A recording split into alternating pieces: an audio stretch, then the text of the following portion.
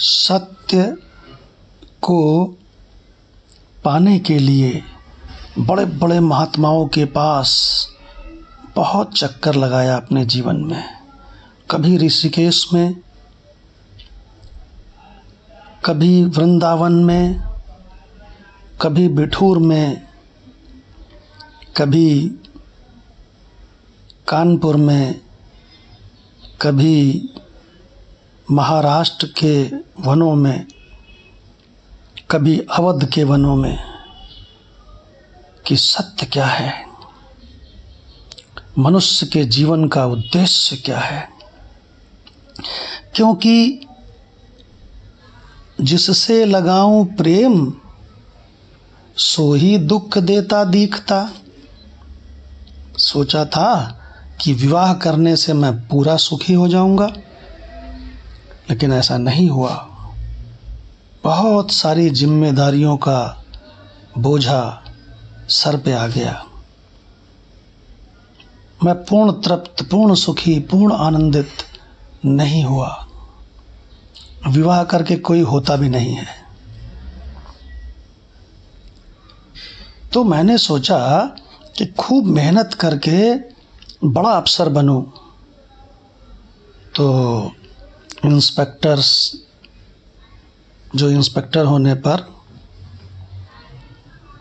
खूब अच्छी परफॉर्मेंस देकर खूब कोशिश की तो प्रमोशन हो गया। गेस्टेड अफसर में सुपरिंटेंडेंट बन गया कस्टम्स का। लेकिन पूर्ण तृप्त नहीं हुआ। पूर्ण तृप्त, पूर्ण आनंद नहीं मिला। तो फिर ये सोचा कि शायद दोस्तों के पास मिल जाएगा वो सुख, वो शांति, वो आनंद। लेकिन वहां भी क्षणिक मिला।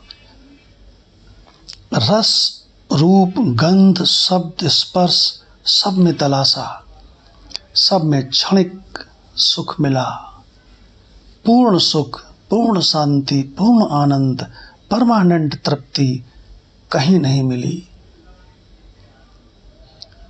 फिर सौभाग्य से, ईश्वर की कृपा से, जिसकी मैं पूजा करता था, उस दुर्गा माता ने व्यवस्था करा दी सतगुरु की। और सतगुरु ने हमें सारे रहस्य बताए। और सतगुरु ने हमें उपनिषद दिखाए। हम तो जानते ही नहीं थे उपनिषद क्या होता है। तो गुरु ने बताया कि बेटा, वेदों का ब्रेन उपनिषद है। वेदों में जो ज्ञान वाला हिस्सा है ना, उसको उपनिषद कहते हैं।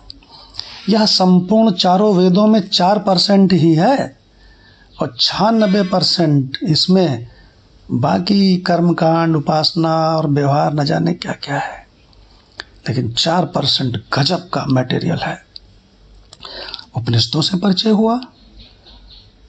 फिर सतगुरु ने भगवत गीता के एक एक मंत्र का रहस्य बताया। राम गीता के मंत्रों का रहस्य बताया।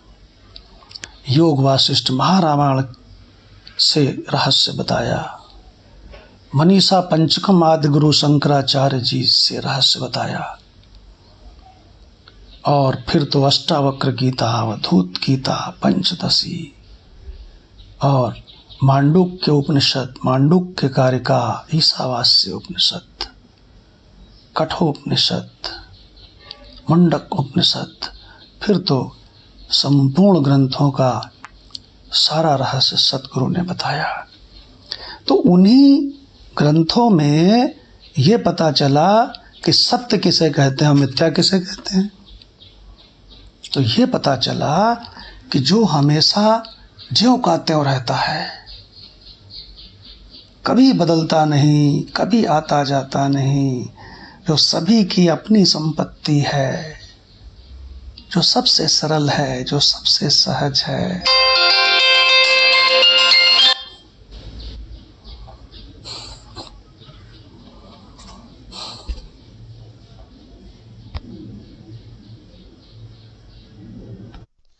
तो ये रहस्य पता चला कि सत्य उसे कहते हैं जो कभी बदलता नहीं है, जो हमेशा एक सा रहता है, उसे सत्य कहते हैं।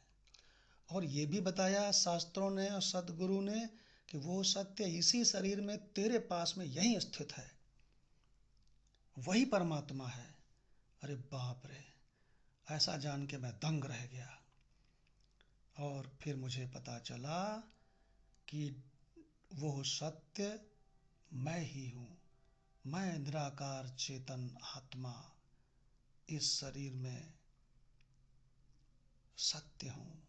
सब बदलता है, ये शरीर बदलता है, संसार बदलता है, पर मैं नहीं बदलता। मैं ज्यों का त्यों परिपूर्ण परब्रह्म। तब मुझे ये रहस्य खुला कि मुझे सत्य का साक्षात्कार नहीं करना है, मैं स्वयं सत्य हूँ, मैं स्वयं सत्य हूँ। ऐसा श्रोत्रिय ब्रह्मनिष्ठ सतगुरु के चरणों में पूर्ण श्रद्धा करने से घटित होता है। ओम शांति शांति शांति।